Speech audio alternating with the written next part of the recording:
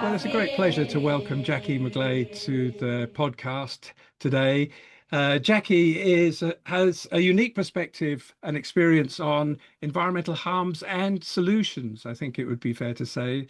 Professor at UCL and Strathmore in Kenya, former executive director of the European Environment Agency, chief scientist of UNEP, and a resident of Kenya. So I thought we would start, Jacquie, if it's okay, by throwing you a question about hope from the perspective of the global south. Things can look a bit, we're in the middle of all these polycrises at the moment, and they seem to be getting worse, and yet there is hope emerging from a number of places. So how do you see that when you're looking from the global south? Well, I think I have to differentiate between Kenya and other parts of the global south because you can imagine that with nearly three-quarters of the population in Kenya under the age of 40, it's a totally different feeling than if maybe you're in other parts of the world. And that sort of speaks, I think, to the level of hope that people do have. Young people are inevitably ambitious. They're curious. They want to do things. They themselves are seeing a very different world shaping around them.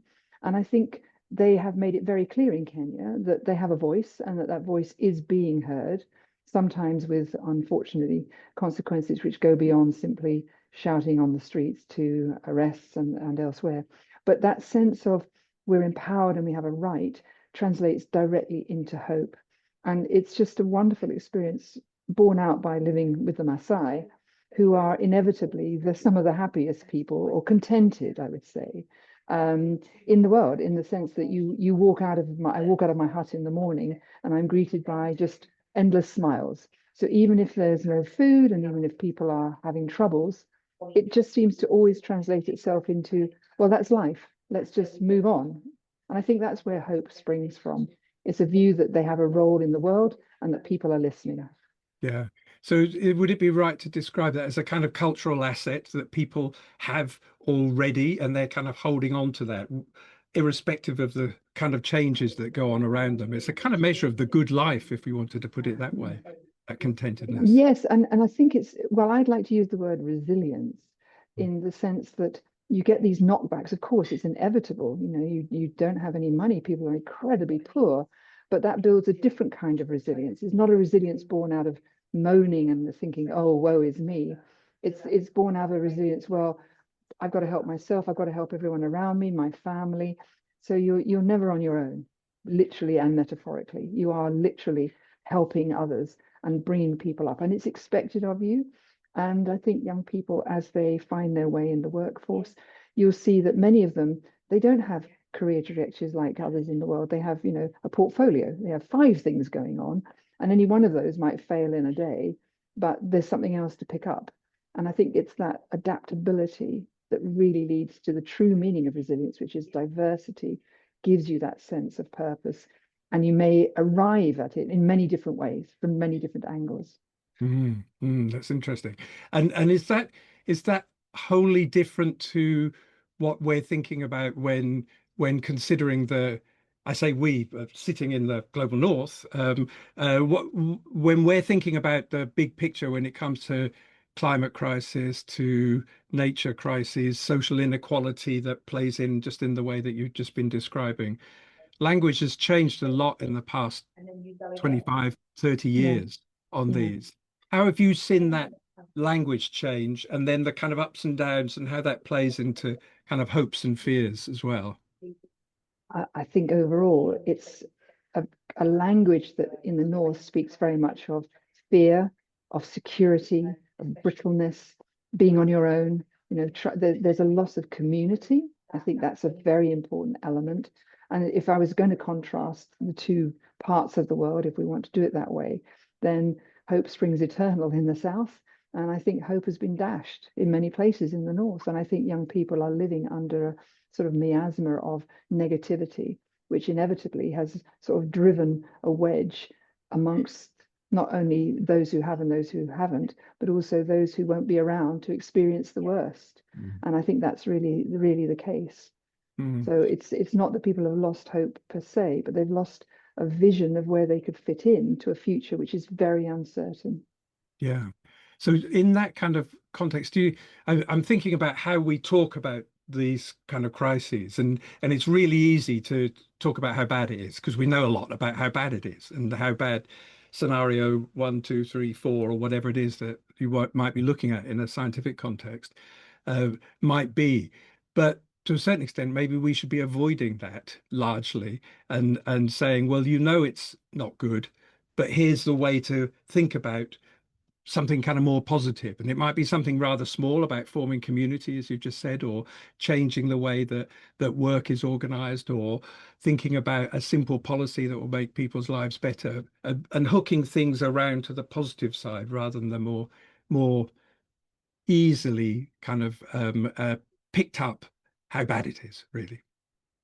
Well, I think you're in essence picking up on where the real challenge lies, is that we have got ourselves into a narrative which is extremely it's channeled down to this negativity where blame is being apportioned and there are those who are sort of victims and so on. And yet, if I think about what's happening in the global south, there's every understanding of what's coming: drought, floods, loss of crops, people die. I mean, it's endless, the disasters that lie in front of everyone. But there's a sense in which you can move around. There's more flexibility. You can have a language of, well, okay, this might not be very good, but here's the opportunity. Here's what we have to do. And it's almost like the sunk costs in the north and in the global north are too deep. You can't find yourself retrenching from it. Whereas in the south, okay, we haven't had the same level of investment and therefore, less to lose and more to gain. But still, you need a lot of bravery. You need to be able to make those decisions. And I think that's where the biggest difference lies, is that when you are surrounded by 70% of the population in the same age group, you kind of get a pack mentality. It's like, okay, we're going to do this and it's time for change. And we are going to make the change. And we are the continent of change on Africa. I mean, there's no doubt about it. So the global leaders, I'm sure, will come from Africa in the future. This is where they are. And they're born and bred out of a totally different tradition, a tradition which is with family or extended families, weird family structures, as you can imagine, even in the Maasai, very odd. But where there's an acceptance of many more differentiators. There's not the sort of salami slicing, particularly around religion. I mean, that just isn't really the case. You've got, particularly in Kenya, you've got everything. We've got all religions. But there's a limit to that, and I'm sure that people will find their way through it. But going back to language, there's a huge respect for language still in Kenya and many parts of Africa because of what I would say that it's not a hierarchy, but it's a respect for elders. And that is incredibly important. The respect for elders means that you approach with your language a different way of talking to your colleagues and in Sheng or whatever local language. And when you respectfully go and talk to the chief and you go and talk to the elders. And that's exactly what people still do. They haven't lost touch with that. That's very interesting. Well, what a wonderful thought as to how the best knowledge, the wisest advice, the critical friendship, the straight talking when things aren't working, how that gets built up over time and then transferred across generations through a respect for elders in that way. And quite a contrast with what you were saying about that in the north we've got all these sunk ways of doing things around fossil fuels. Let's kind of take that as an actual thing, but also a symbol of something much more. And people are finding it super hard to get away from them. I mean, they just, economies don't want to get rid of it. They're People addicted. don't want to get rid. We are addicted. That's the Yes. problem. And yet some of the leading countries that have made the transition to uh, above 95% of their electricity systems being from renewables are countries of the south, including Kenya. Now, it could be argued that that's kind of only part of the picture because people are not, they need more electricity, but at least they've all got, many people have got some, but they're going to need more as economies develop.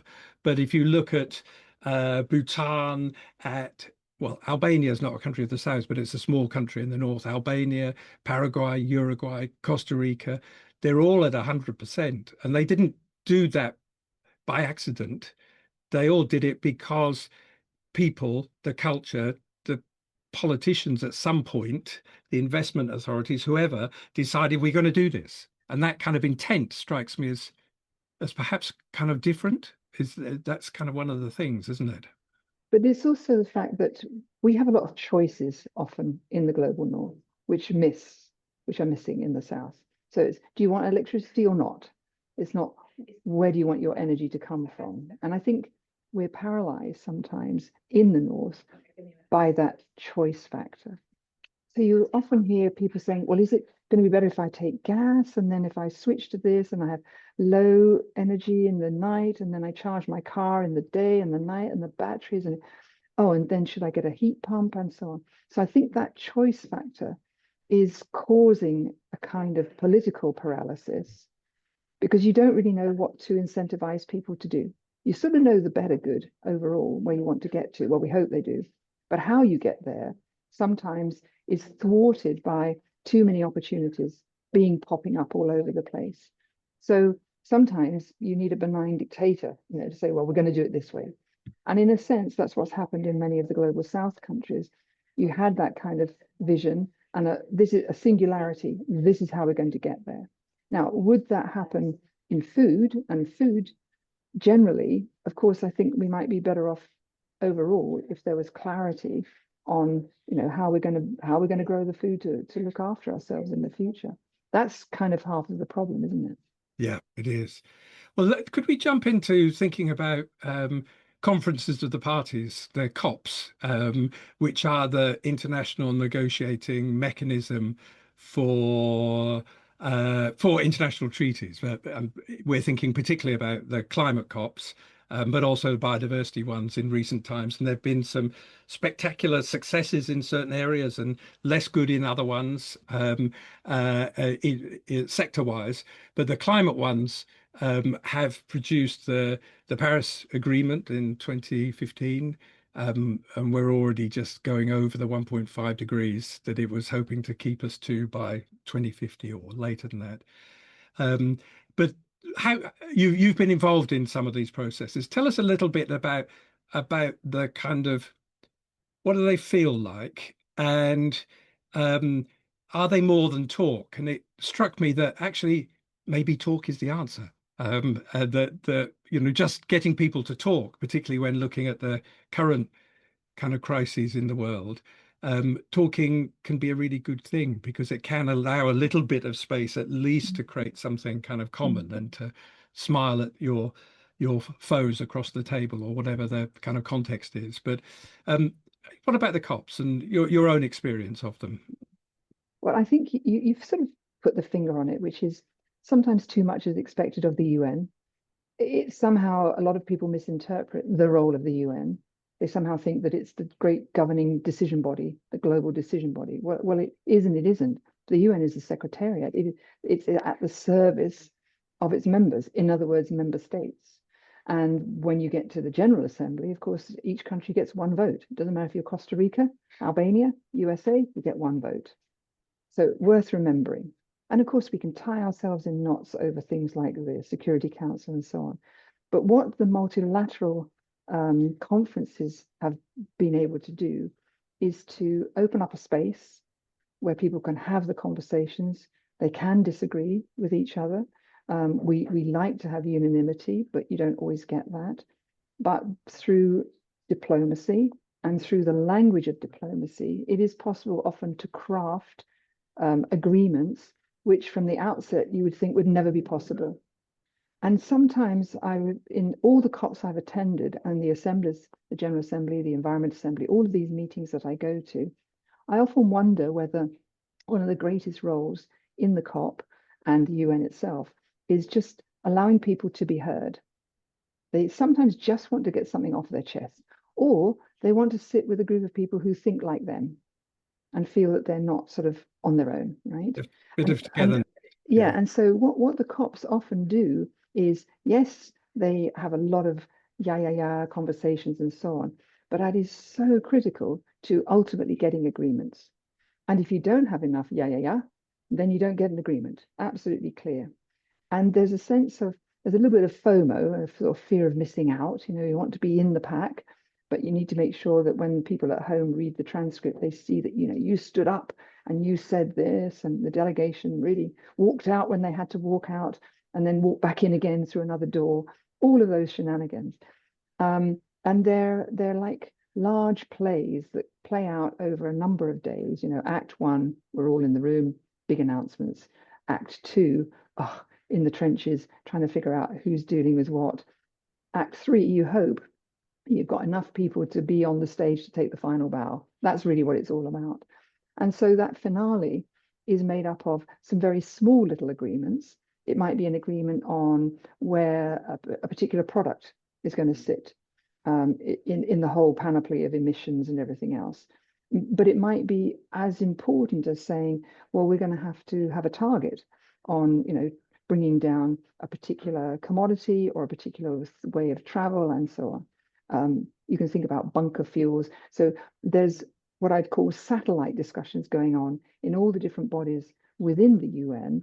So you might be talking about maritime fuels with the International Maritime Organization, but that will build up so that by the time you come to the climate COP, there's already a body of countries that are saying, yeah, we think we need to get bunker fuel out of the equation.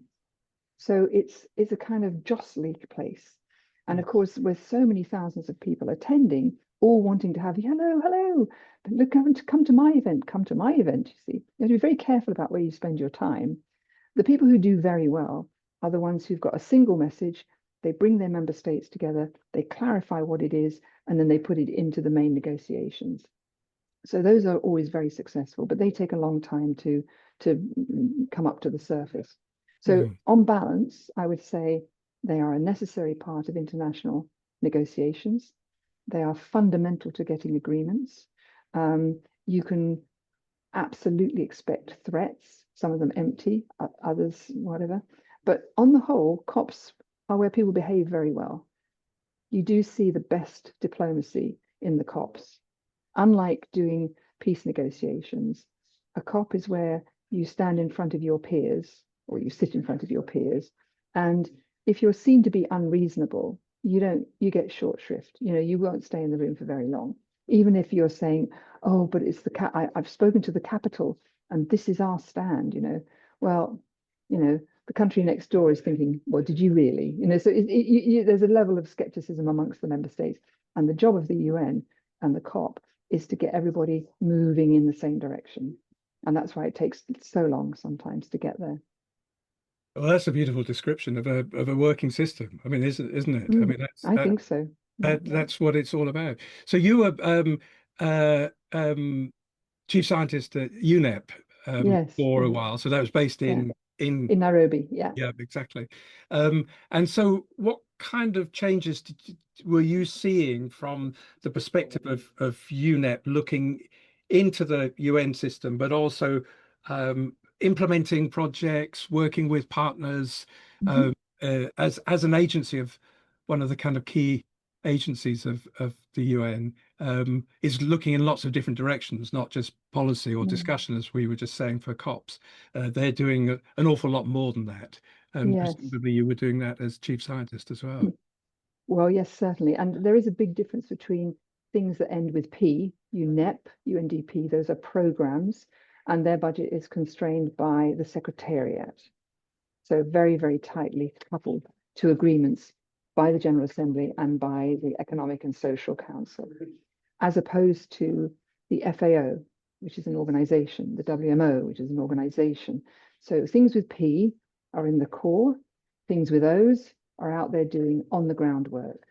So if you're a P, you tend not to be allowed under the one UN to interfere at the national level, which is why sometimes UNEP and others use projects to make an impact on the ground, because the programs have to remain very much sort of outside of the jurisdiction. They have to work globally. So as the chief scientist, I would lead then the GEO. So this is the global assessment on the state of the environment.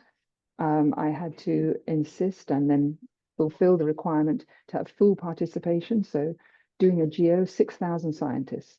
So it's a bit like IPCC times 2. Yes. We were also the secretariat for the IPCC with the World Meteorological Organization. So we were co-parents of the IPCC. So of course, you see all the shenanigans, all the politics, everything. So in my role, I had the privilege to be inside the tent, but also having left the UN, looking in now, I realized that UNEP is quite often not seen. It doesn't have a foot on the ground sort of presence, even under the one UN, the new reform process. And I think that was a shame, but UNEP was really small compared to many other parts of the UN, and therefore it can't be on the ground everywhere. So I think some of the most successful parts, one I happen to be involved in, is this thing called TEEB, which is the economics of ecosystems and biodiversity. And on that, I'm leading a program called the True Value of Food. And that really is on the ground, 10 million hectares in Kenya, in India, and so on. And it's gaining success because it actually does bring change on the ground with ministers, with communities, and so on. But it can't do that everywhere. So I think it has to be very careful about how it spreads itself out. And as the chief scientist, when I was there was always this tension between, oh, we've got to say something about batteries today, globally. Okay, batteries. And then, well, what about the river down the road? And no, we can't get involved in the river down the road because we've actually got to kind of keep slightly above and not get too deeply into each jurisdiction. Mm-hmm. And that was it was a little bit of frustration, but the GEO, in my opinion, brought together a lot of scientific consensus where there was none. So that was very important. But it also allowed, because we did regional pictures, allowed regions to work together on science to address the biggest problems. And it wasn't always climate change. Sometimes it was food, water, and so you began to see really globally how the world was seeing each other. And that was also very, very, very interesting. Very interesting.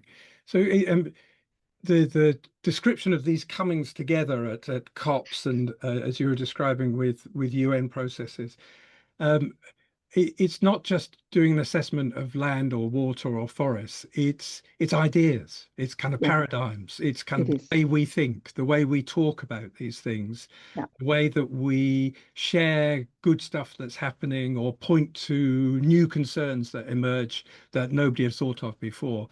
And so that space for ideas must lie between people, and people have got to kind of move into that to help that happen. Presumably that's the kind of thing describing, isn't it? I am. And I think what I loved about it was that having given legitimacy to the 6,000 scientists, they were then enabled to, so to speak, move their own national agendas forward. Because suddenly, if you're saying it, but there's 6,000 or 5,999 other people saying the same thing behind you, you felt very much that not only were we kind of making the careers of some of these young scientists particularly, but we were also consolidating positions on behalf of those individuals. And that's so important. So it brought people together, but it consolidated positions of science and then backed up those who needed to front it in sometimes quite hostile environments. Exactly. I have a little story about going to FAO towards the mid-end of the 1980s, and somehow as a young researcher meeting the Director General, and we were talking about the importance of sustainable agriculture, thinking of agriculture with a sustainable phrase at the beginning of it. And he said, we don't do the environment here. We're the Food and Agriculture Organization. You need to go to UNEP if you want to do the environment. And that kind of separation. Yeah. And I kind of realized there was quite a long way to go at this point. Yeah. But I mean, 15 years later, I was writing their policies on sustainable agriculture. So sometimes it takes a while, and you need these little kind of beachheads of stuff to kind of get into organizations. Exactly. And ideas kind of build and brew and spread. And that isn't certainly not at all down to me separately, but that was a kind of, when you see the territories of organizations, but then the need to bring stuff together, you really, that has to happen through intent. Somebody has to drive it, want to do it. Yeah. Lovely. Another area that you've been working a lot on is on kind of regenerative agriculture methods to increase carbon in soils. Yeah. and to pay farmers for the sequestered carbon. Um, and um, this is in no way a kind of means of saying, oh, we can carry on polluting with carbon because you're sequestering it, saying we've got to suck up stuff as well as stop using stuff. I mean, the two things have to go together, don't they? But tell us a little bit about how this is working and what's been happening from your perspective. How are farmers taking to the idea of farming for food and for carbon, if we can put it as simply as that? It's not quite as simple, but I mean, that's the idea, isn't it? Well, I think it goes to the root of everything. I mean, I often say, why is soil so important? Well, we live on a planet called Earth. I mean, this is the point, right? So, okay, quid. But the challenge, I think, is in the broader public to understand that growing food in the way that we have is like a big experiment. And it's a short-lived experiment. It's like the last 50, 60 years of chemicals. I call it chemotherapy. I mean, you think something's sick and you're going to pour some horrible chemicals at it.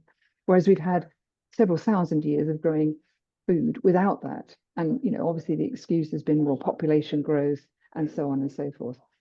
And so it was been kind of an anathema to say, well, main job of farmers, grow food. Oh, no, now we want you to sequester carbon. But of course, go back 50 years, and that's what farmers were doing pretty much all the time. They were, because they were putting organic matter into the ground. The Haber-Bosch system hadn't quite delivered fertilizers on the industrial scale that we have today. And so they were much more aware that what generated yield was very healthy soils, which have got a very large aliquot of carbon in it. And with that, you grow soil. You in the normal way of things, a ton is lost through erosion and a ton is gained through soil building. Excellent. But we have soils all over the world where you can have as much as 50 tons a hectare being lost from erosion. And that's just poor management, sheet erosion, gully erosion, wind erosion, you name it. So the idea of changing practices to not just restore land, but to go back to food production that's high in quality, that's got high nutrient density. So these things all go together. And so I tend to say to a lot of farmers now is don't get carried away by offers of money to pay for carbon. That is not the point. Know how much carbon you have and how much you potentially could have, because the more you've got in your soil, the better your soil is going to be, the more resilient it'll be. Oh, and by the way, the food will taste much better. So in a sense, the motivation is still growing food of higher quality. And I think that in the last 2 or 3 years, the big flurry of let's make all farmers carbon farmers is a realization, particularly at the European level and by many countries, that actually farmers can be carbon farmers, but that they don't need to sell it. In fact, probably many of them don't want to sell their carbon. They want to put it in the ground, but they want to be recompensed by it. They want to have a premium price that will say, you're doing a good job, carry on. And we're going to measure you by how much carbon you have in your soil. And that is emerging. I have a company called Downforce, and that's what we measure. And it's quite extraordinary. In, for example, cotton, there's a price premium because the cotton growers that we have, not only are they reducing the amount of water, they barely use any chemicals, they reduce their emissions, but the amount of carbon they sequester has meant that they can now genuinely demonstrate they're on a net zero journey. So they are legitimately carbon farmers. They're growing soil, they're growing a crop. So they're doing a huge amount. And in that comes biodiversity and water and everything else. Yeah. And we see it again and again, whether you've got cattle production, we've seen phenomenal changes in landscapes by really, really effective cattle management. So hyper-local grazing management, where you keep moving the cows, every hour they move to another hectare, another one. Beautiful beef comes off it, but you look back and you see water in a dry landscape has now been restored, grasses are back, and so on. So I think farmers, as they've got into this, after that first flurry of, let's get 20 tons, 20 pounds a ton, 60 pounds a ton for our carbon, it's now, no, this is a valuable asset. And that's why I call it the true value of food, because that's where we want to see people actually compensating or recompensing farmers for the work they do to keep all of us on a safe planet. That's actually what they're doing. Yes, exactly. It's very interesting that the description of the multiple benefits that you've just made there, Hmm. that it's growing the soil and it's growing the food and it's doing it with minimal inputs and you're holding the water in the landscape and it's good for biodiversity. This goes against a kind of common paradigm that is still prevalent, which is that there are inevitable trade-offs between economy and environment. That if you want growth, you need to be happy with trashing the environment. So we're going to do this government Yeah. says, rather than try to do both things together. And it, given the amount of evidence that shows, suggests and shows that that doesn't need to be the case, and there are Mm. experiences in lots of different sectors, not least in the remarkable stuff that's happening in agriculture. Um, I wonder why we're just not able to get that across, or how, or maybe it's the deep hold that kind of line of thought has, that we'll deal with the environment when we've got the economy sorted out sometime in the future. But of course, that doesn't work because to No, and I think trash the planet, and it's all going to go I to agree. pieces anyway. Well, I think the level of shocks that are coming down the line have now really undermined that argument because the system as it is just can't withstand it. There's no resilience left. And if I look at some of the farms in the UK and I see the drought and the effect, a lot of them just went over the cliff. Yield went down, soil organic carbon collapsed. The farmers that are doing regenerative kind of farming, that restoration, they all held up. Their yields held up. They've got wheat, they've got water, and so on. So you don't need too many seasons to make that point come over.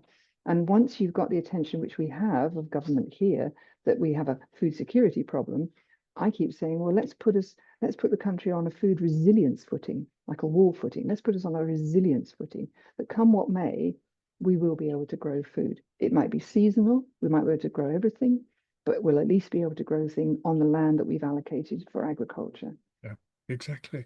And meanwhile, I mean, you've been involved in examples of regenerative agriculture using new mechanisms like biodiversity net gain Yeah, in Essex, yeah. and elsewhere to say, well, look, here's a little bit of extra resource, a bit like the carbon Mhm. recycling. That's not going to allow farmers just to stop what they're doing, but it's going to be a little bit of a top up that allows this kind of shift Mhm. in Yeah. practice, that you get the regenerative ag and the increased biodiversity running alongside, and those rails are kind of parallel. They're all going in the same direction, and They that's are, but a lovely I challenge. also, yeah, but we also have great evidence that shows more and more that the landscape in which your farm sits is really affected by the biodiversity in the landscape.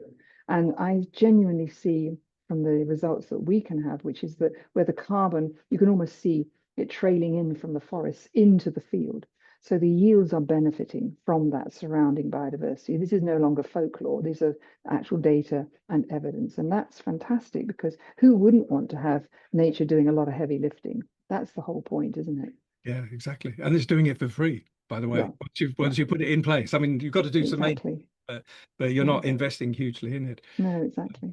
Fantastic. Well, could we just shift back to Kenya a bit then, Yes. Jackie, and tell us a little bit about your life in Kenya with the Maasai, a little bit about that. There's a lovely online piece on KTN that Persil Takewa um, talks to you about your life and goes to your village and your hut and looks in your kitchen. She looks a little bit kind of aghast at the size of the Yeah. kitchen.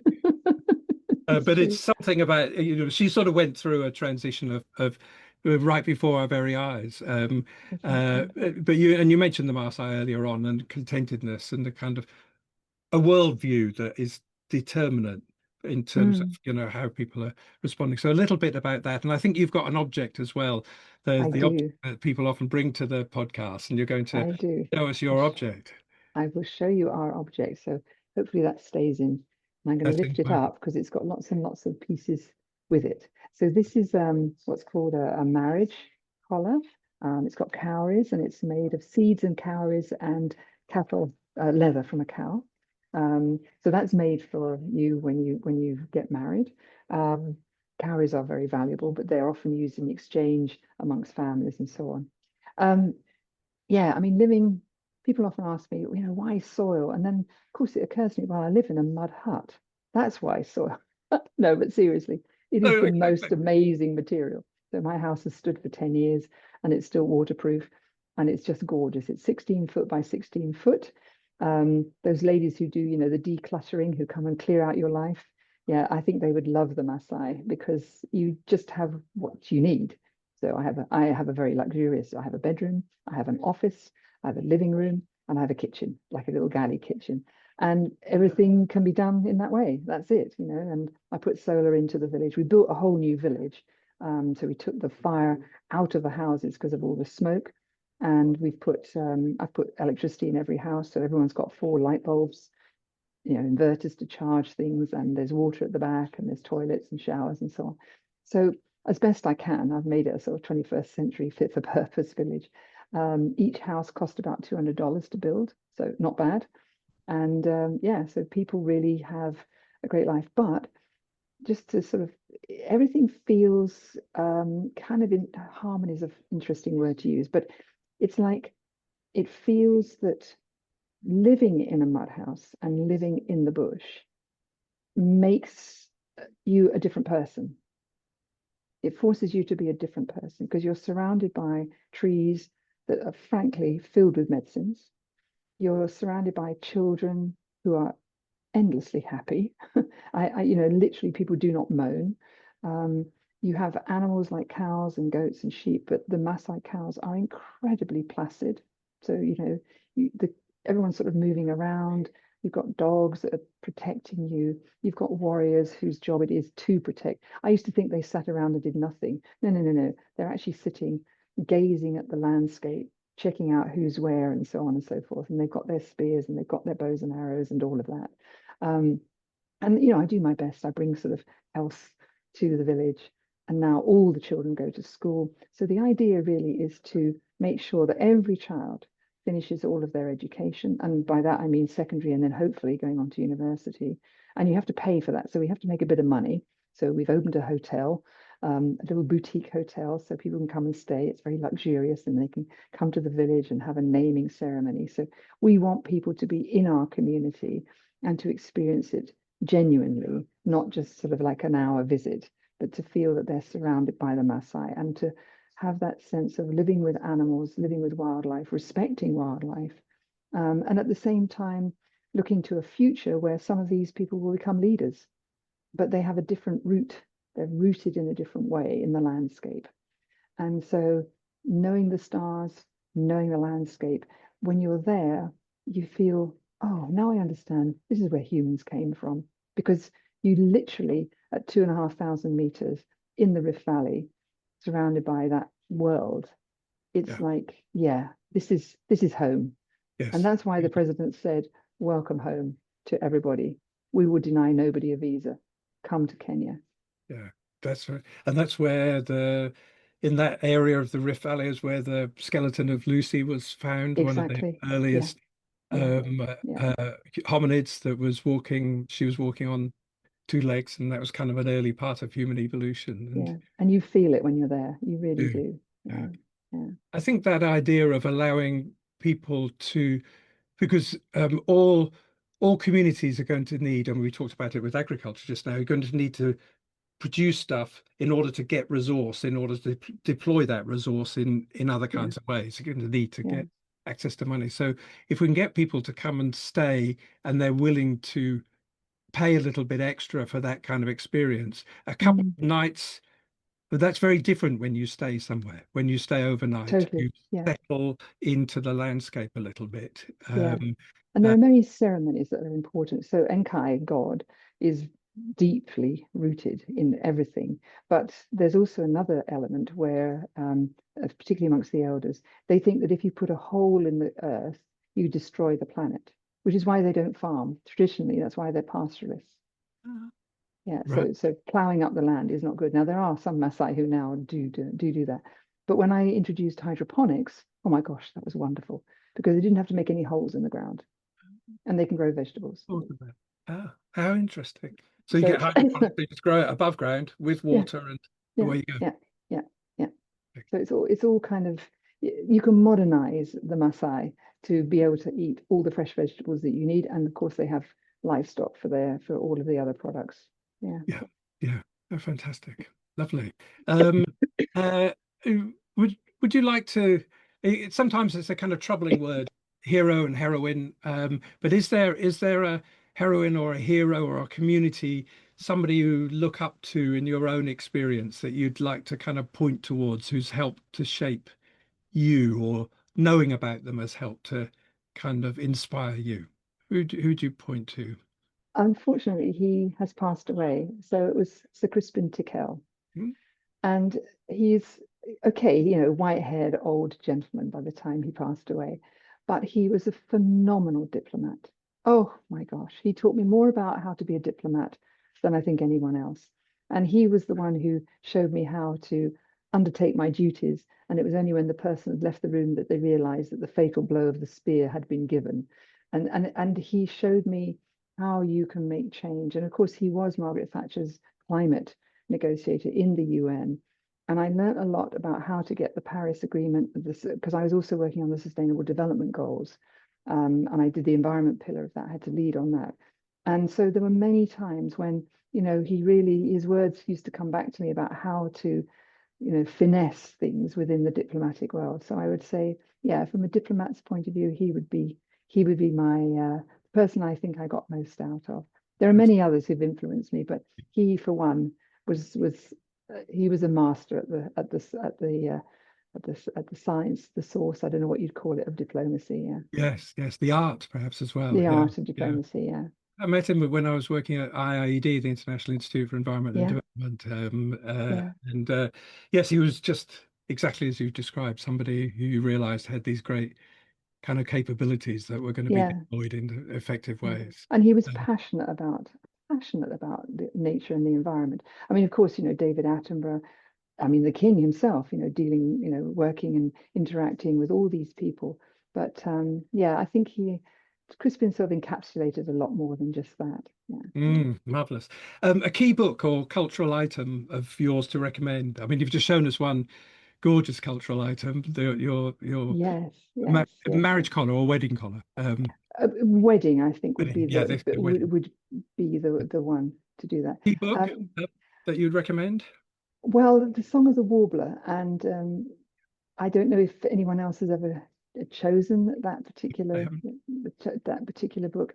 So I think it's a book about a landscape that was, I guess, really looked after, um, and it was uh, Charles who wrote the book. He was Charles Massey. somebody, Charles Massey. He was somebody who he lived and breathed that landscape, and he brought it back. And so it is this idea that you walk into nature, but it takes a long time. But I know him, I've met him, and I think, again, his contribution, both in writing style, but also that commitment, just an enormous commitment, is something that, I have great admiration for. But I love the writing in it. I think it's gorgeous.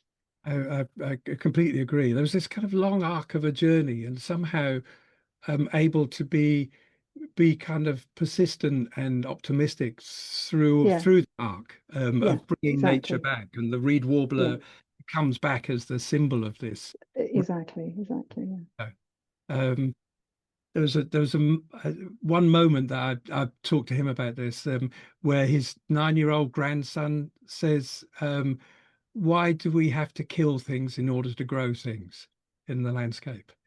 And I yeah, thought, there you go, yeah, out of the mouths of babes. He yeah, really kind of hit upon what Charles and other regenerative farmers were trying to do. yeah, Yeah, I exactly.